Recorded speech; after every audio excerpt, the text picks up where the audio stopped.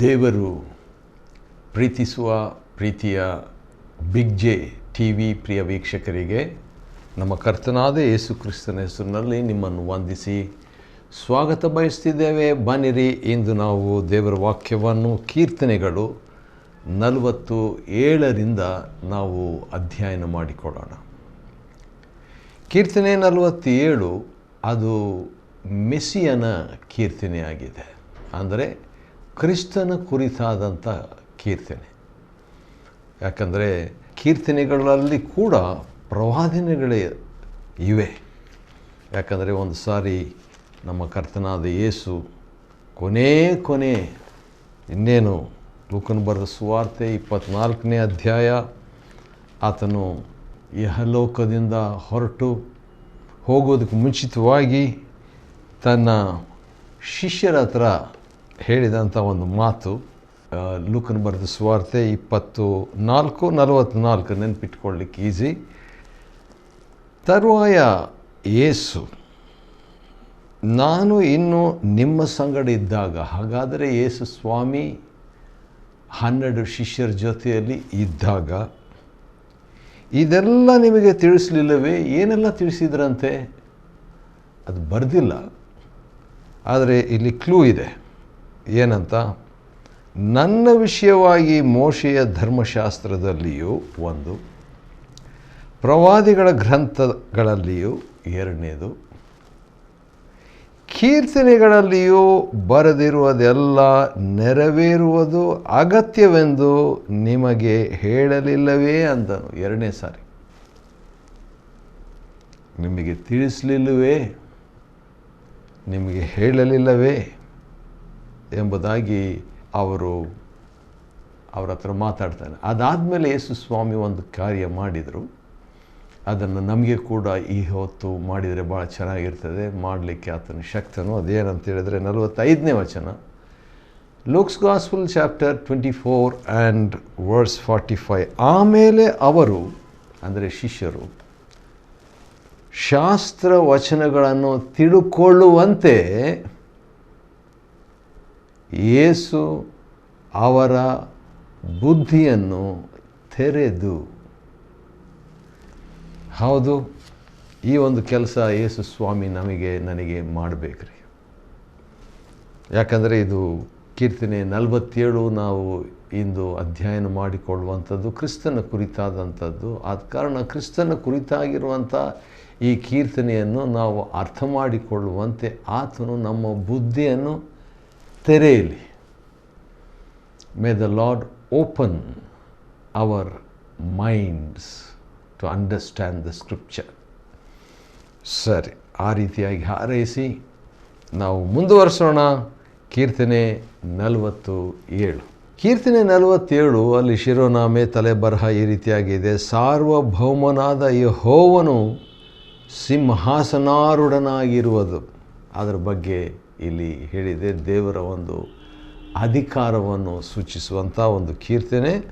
ಆದರೆ ಇದೇ ಕೀರ್ತನೆ 93ನೇ ಕೀರ್ತನೆ, 95ನೇ ಕೀರ್ತನೆ ಅಥವಾ 95ರಿಂದ 100ನೇ ಕೀರ್ತನೆವರೆಗೆ ಇರುವಂಥ ಕೀರ್ತನೆಗಳಿಗೆ ಇದು ಸಂಬಂಧವಾಗಿದೆ. ಸರಿ, ಅಲ್ಲಿ ಕೂಡ ದೇವರ ಒಂದು ಸಾರ್ವಭೌಮತ್ವ, ದೇವರು ಸಿಂಹಾಸನಾರೂಢನಾಗಿರುವಂಥದ್ದು, ದೇವರು ಅಧಿಕಾರ ವಹಿಸಿದಂಥದ್ದು. ಅನೇಕ ಸಾರಿ ಈ ಲೋಕ ಯಾರ ಕೈಯಲ್ಲಿಯೋ ಇದೆಯೋ ಏನೋ, ಯಾರು ನಡೀತಾ ಇದೆಯೋ ಇದು ಏನೋ ಬಹುಶಃ ಚಾನ್ಸ್ ಏನೋ ಅಥವಾ ವಿಧಿ ಏನೋ, ಆ ರೀತಿಯಾಗೆಲ್ಲ ನಾವು ಅಥವಾ ಜನರು ಯೋಚಿಸ್ತಾರೆ. ಆದರೆ ಒಂದು ವಿಷಯ, ಕೀರ್ತನೆ 24:1 ಇದಕ್ಕೆ ಸಂಬಂಧಪಟ್ಟಿದೆ. ಸರ್ವ ಜನಾಂಗಗಳಿರ ಅಂತ ಕೀರ್ತನೆ 47:1 ಬರೆದಿದೆಯಲ್ಲ. ಯಾಕೆ ಆ ರೀತಿಯಾಗಿ ಎಲ್ಲ ಜನರನ್ನು ದೇವರು ಕರೀತಾ ಇದ್ದಾನೆ? ಕಾರಣ ಇದೆ. ಕೀರ್ತನೆ 24:1 ಭೂಮಿಯು ಒಂದು, ಅದರಲ್ಲಿರುವ ಸಮಸ್ತವು ಎರಡು, ಯೆಹೋವನದು. ಯೆಹೋವನದರೆ ಇರುವಾತನೇ ಆಗಿರುವಾತನದು, ಇರುವಾತನೇ ಆಗಿರುವ ದೇವರದು. ಮೂರನೇದು, ಲೋಕವು ಅದರ ನಿವಾಸಿಗಳು ಆತನವೇ. ವಾವ್, 4 ವಿಷಯಗಳು. ಭೂಮಿ, ಅದರಲ್ಲಿರುವ ಸಮಸ್ತವು, ಲೋಕ, ಅದರ ನಿವಾಸಿಗಳು, ಇವೆಲ್ಲರೂ ದೇವರಿಗೆ ಸೇರಿದ್ದಂತೆ, ಒರಿಜಿನಲ್ ಓನರ್. ಆದ ಕಾರಣ ಆ ಒಂದು ಹಕ್ಕಿನಿಂದ ಕೀರ್ತನೆ 47:1 ಸರ್ವ ಜನಾಂಗಗಳಿರ, ಕೇವಲ ಯಹೂದಿಗಳು ಮಾತ್ರ ಅಲ್ಲ, ಕೇವಲ ಆತನ ಆಯ್ಕೆ ಮಾಡಿದಂಥವ್ರು ಮಾತ್ರ ಅಲ್ಲ, ಸರ್ವ ಜನಾಂಗಗಳಿರ ಚಪ್ಪಾಳೆ ಹೊಡೆಯಿರಿ. ಅಂದರೆ ಅದು ಒಂದು ವಿಧವಾದಂಥ ಇನ್ವಾಲ್ವ್ಮೆಂಟ್, ಒಳಪಡಿಸುವಿಕೆ, ದೇವರಿಗೆ ಸ್ತೋತ್ರ ಮಾಡುವಂಥದ್ದು, ದೇವರನ್ನು ಸ್ಮರಿಸುವಂಥದ್ರಲ್ಲಿ ನೀವು ಒಳಪಡ್ರಿ, ನಿಶ್ಚಿಂತರಾಗಿರಬೇಡ್ರಿ ದೇವರಿಗೆ ಸಂಬಂಧಪಟ್ಟ ವಿಷಯದಲ್ಲಿ. ಸರ್ವ ಜನಾಂಗಗಳಿರ ಚಪ್ಪಾಳೆ ಹೊಡೆಯಿರಿ, ಆರ್ಭಟದಿಂದ ದೇವರಿಗೆ ಜಯಧ್ವನಿ ಮಾಡಿರಿ. ದೇವರು ಜಯಶಾಲಿ, ಆತನನ್ನು ಹಿಂಬಾಲಿಸುವಂಥ ನಾವು ಕೂಡ ಜಯಶಾಲಿಗಳೇ, ಆತನನ್ನು ನಂಬುವ ನಾವು ಕೂಡ ಜಯಶಾಲಿಗಳೇ.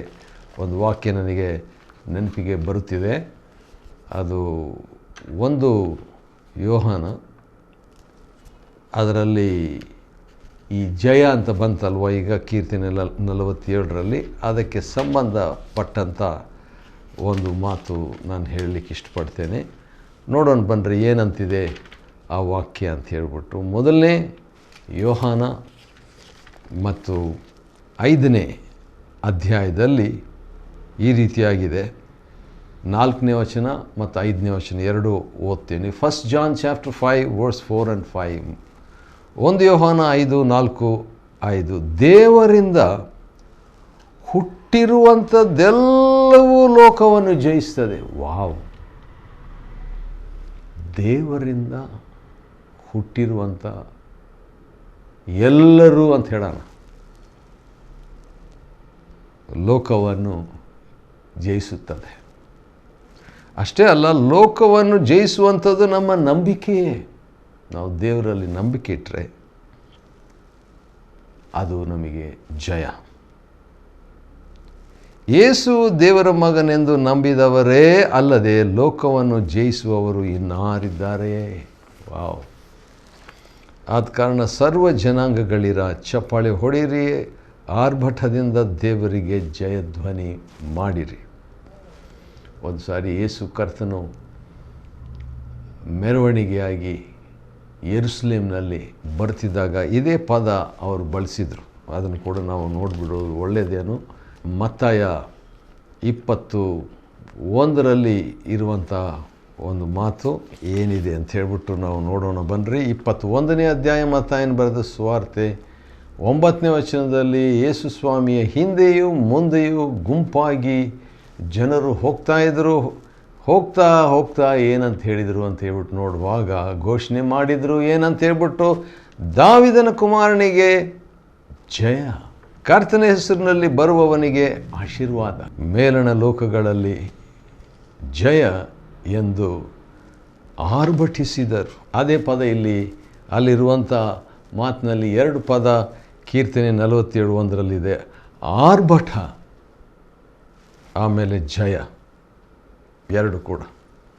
2ನೇ ವಚನ, ಪರಾತ್ಪರನಾದ ಯೆಹೋವನು ಭಯಂಕರನಾಗಿದ್ದಾನೆ, ಆತನು ಭೂಲೋಕಕ್ಕೆಲ್ಲ ಅಧಿರಾಜನಾಗಿದ್ದಾನೆ.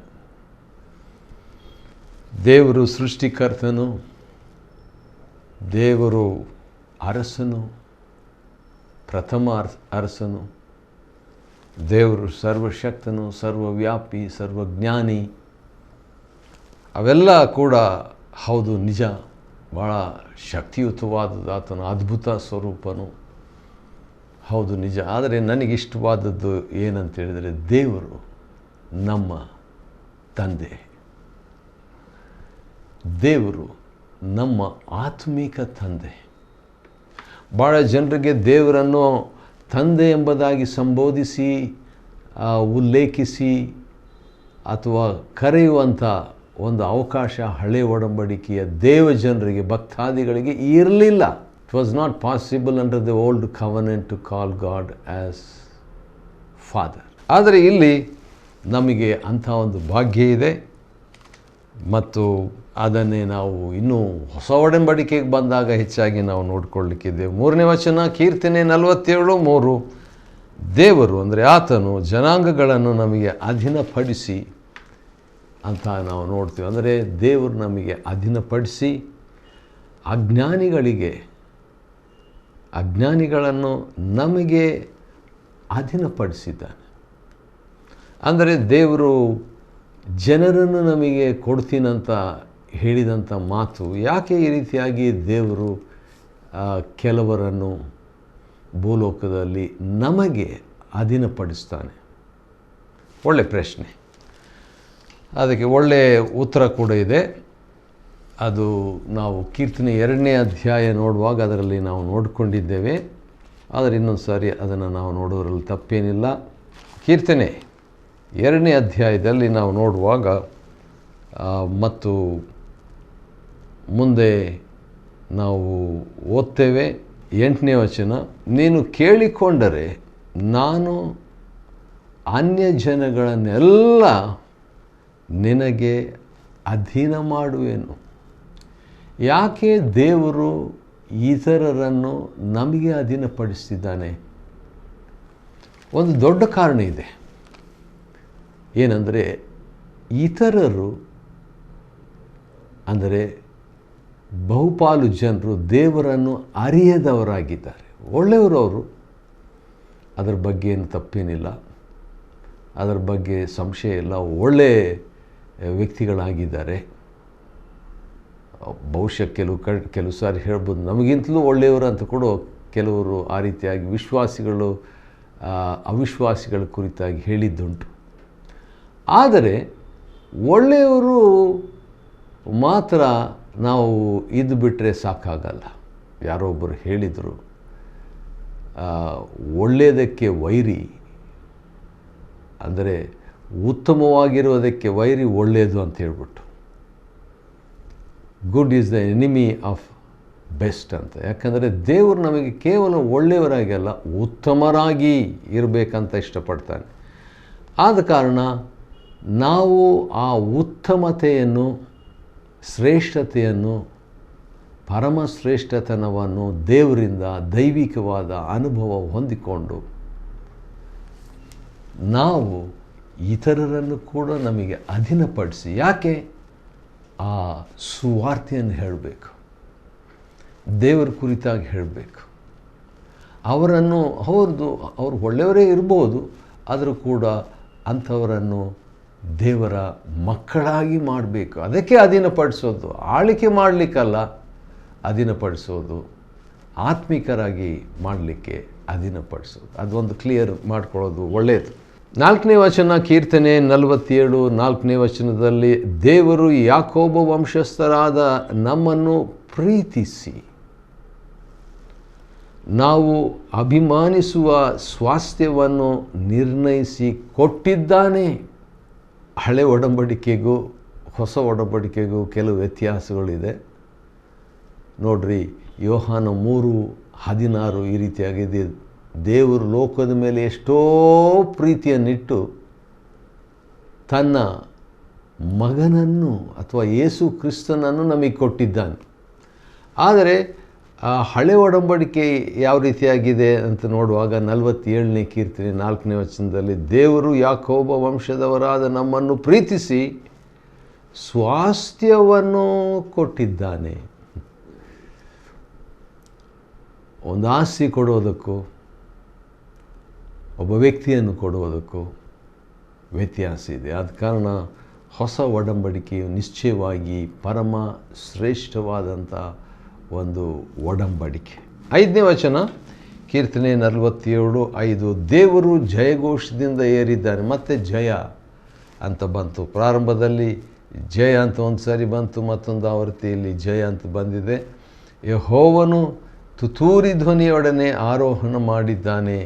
ಇದು ಪದ್ಯ ರೂಪದಲ್ಲಿರೋದರಿಂದ ಆ ರೀತಿಯಾದಂಥ ಮಾತುಗಳು ಬಳಸಲಾಗಿದೆ. 6ನೇ ವಚನ, ದೇವರನ್ನು ಸಂಕೀರ್ತಿಸಿರಿ, ಕೀರ್ತಿಸಿರಿ, ನಮ್ಮ ಅರಸನನ್ನು ಕೀರ್ತಿಸಿರಿ. ನಮ್ಮ ಅರಸನನ್ನು. ಹಾಗಾದರೆ ಯೇಸು ಕ್ರಿಸ್ತನ ಒಂದು ಚಿತ್ರ ಕೀರ್ತನೆಯಲ್ಲಿ ಬಂದುಬಿಟ್ಟಿದೆ ನೋಡ್ರಿ. ಯಾಕಂದರೆ ಮೆಸ್ಸಿಯನ ಕುರಿತಾದಂಥ ಕೀರ್ತನೆ ಇದು. ಆದ ಕಾರಣ ಆ ರೀತಿಯಾಗಿ ಒಂದು ಮಾತು ಬಂದಿದೆ, ದೇವರನ್ನು ಕೀರ್ತಿಸಿರಿ, ತಂದೆ ದೇವರನ್ನು, ನಮ್ಮ ಅರಸನನ್ನು ಕೂಡ. ಹೌದು, ಆ ದಿವಸಗಳಲ್ಲಿ ಅರಸರು ಇದ್ದರು, ಮಾನವೀಯ ಅರಸರು. ಆದರೂ ಕೂಡ ಇದು ಯೇಸು ಕ್ರಿಸ್ತನೆಂಬ ಅರಸನನ್ನು ಕುರಿತಾಗಿ ಹೇಳುವಂಥದ್ದು. ಹೇಗೆ ಯೇಸು ಕ್ರಿಸ್ತನ ಅರಸನು ಅಂತ ಹೇಳ್ಬಿಟ್ಟು ನೋಡುವಾಗ ಆತನಿಗೆ ಒಂದು ಹೆಸರು ದಾವಿದನ ಪುತ್ರನು ಅಂತ ಹೇಳ್ಬಿಟ್ಟು. ದಾವಿದನ ಅರಸನು ಆ ಅರಸುತನದಿಂದ ಬಂದ ಆತನು. ಮತ್ತಾಯ 1 ನೋಡುವಾಗ ಅಲ್ಲಿ ಯಾವ ರೀತಿಯಾಗಿ ಅರಸನ ವಂಶಾವಳಿಯಿಂದ ಯೇಸು ಕರ್ತನು ಬಂದಂಥ ಅರಸನು ಎಂಬುದಾಗಿ ಮತ್ತಾಯನು ರುಜುಪಡಿಸ್ತಾನೆ, ದಾಖಲಿಸ್ತಾನೆ. ಚರಿತ್ರೆಯ ವಿಷಯವನ್ನು ಅಲ್ಲಿ ತರುವಾತನಾಗಿದ್ದಾನೆ. ಸರಿ, ಕೀರ್ತನೆ 47ನೇ ಅಧ್ಯಾಯ ನಾವು ನೋಡ್ಕೊಳ್ತಿದ್ದೇವೆ. 7ನೇ ವಚನದಲ್ಲಿ ದೇವರು ಭೂಲೋಕಕ್ಕೆಲ್ಲ ರಾಜನು, ಆತನನ್ನು ಜ್ಞಾನಯುಕ್ತರಾಗಿ ಕೀರ್ತಿಸಿರಿ. ಇದನ್ನು ನೋಡುವಾಗ ಪೌಲನು ಹೇಳಿದಂಥ ಒಂದು ಮಾತು ನನಗೆ ನೆನಪಿಗೆ ಬರುತ್ತದೆ. ಅದು 1ನೇ ಕೊರಿಂಥದ ಪತ್ರಿಕೆಯಲ್ಲಿ ಇರುವಂಥ, ಅಂದರೆ ದೇವರಿಗೆ ನಾವು ಪ್ರಾರ್ಥನೆ ಅಥವಾ ಸ್ತೋತ್ರ ಮಾಡುವಂಥ ವಿಷಯದಲ್ಲಿ ಈ ಮಾತನ್ನು ಭಕ್ತನಾದ ಪೌಲನು ಹೇಳುವಂಥದ್ದನ್ನು ಗಮನಿಸಬಹುದು. 1ನೇ ಕೊರಿಂಥ 14:15 ನಾನು ಆತ್ಮದಿಂದ ಪ್ರಾರ್ಥಿಸುವೆನು, ಬುದ್ಧಿಯಿಂದಲೂ ಪ್ರಾರ್ಥಿಸುವೆನು, ಆತ್ಮದಿಂದ ಹಾಡುವೆನು, ಬುದ್ಧಿಯಿಂದಲೂ ಹಾಡುವೆನು.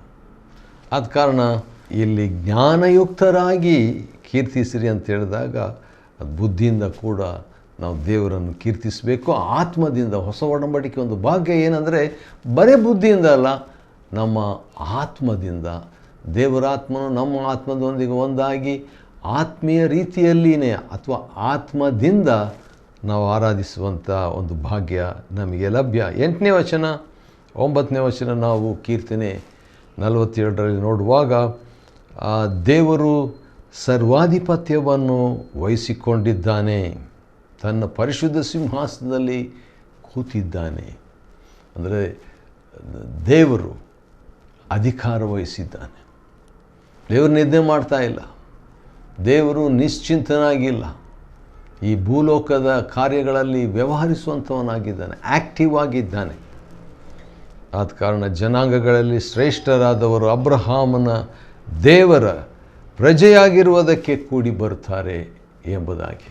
ಆದ ಕಾರಣ ಅಬ್ರಹಾಮನ ದೇವರ ಪ್ರಜೆಯಾಗಿರುವುದಕ್ಕೆ ಅಂತ ಹೇಳುವಾಗ ಗಲಾತ್ಯ 3:29 ಯೇಸು ಕ್ರಿಸ್ತನನ್ನು ನಂಬಿದಂಥವರು ಅಬ್ರಹಾಮನ ಸಂತತಿಯವರು, ಅಬ್ರಹಾಮನ ಪ್ರಜೆ ಅಥವಾ ಅಬ್ರಹಾಮನ ದೇವರ ಪ್ರಜೆ. ಆ ರೀತಿಯಾಗದಂಥ ಒಂದು ಅನುಭವ, ಇದರ ಬಗ್ಗೆನೇ ಒಂದು ದೊಡ್ಡ ವಿಷಯನೇ ಪೌಲನು ಹೇಳುವಾತನಾಗಿದ್ದಾನೆ ರೀ. ಆಶ್ಚರ್ಯ. ಅಬ್ರಹಾಮನು ಆ ಲೆಕ್ಕದಲ್ಲಿ ನೋಡಿದರೆ ಯಹೂದಿ, ಆದರೆ ನಾವು ಕೂಡ ಆ ಯಹೂದಿಯ ಒಂದು ವಂಶದಲ್ಲಿ ಬಂದಂಥವರು ಎಂಬುದಾಗಿ ದೇವರು ನಮ್ಮನ್ನು ಅನ್ಯರಾದಂಥ ನಾವು ಕೂಡ ದೇವರ ಪ್ರಜೆಯಾಗಿ, ಯಹೂದ್ಯರಿಗೆ ಎಂಥ ಒಂದು ಅಧಿಕಾರ ಇದೆಯೋ ಅಷ್ಟೇ ನಮಗೂ ಇರುವಂತೆ ದೇವರು ಅನುಕೂಲ ಅಬ್ರಹಾಮನ ಮುಖಾಂತರ, ಅಂದರೆ ಯೇಸು ಕ್ರಿಸ್ತನ ಮುಖಾಂತರ ದೇವರು ಒದಗಿಸಿಕೊಟ್ಟಿದ್ದಾನೆ. 47ನೇ ಕೀರ್ತನೆಯನ್ನು ನಾವು ಅಧ್ಯಯನ ಮಾಡಿಕೊಳ್ಳುವಂತೆ ದೇವರು ಕೊಟ್ಟ ಕೃಪೆಗಾಗಿ ಆತನಿಗೆ ಸ್ತೋತ್ರವಾಗಲಿ. ದೇವರು ನಿಮ್ಮನ್ನು ಆಶೀರ್ವದಿಸಲಿ.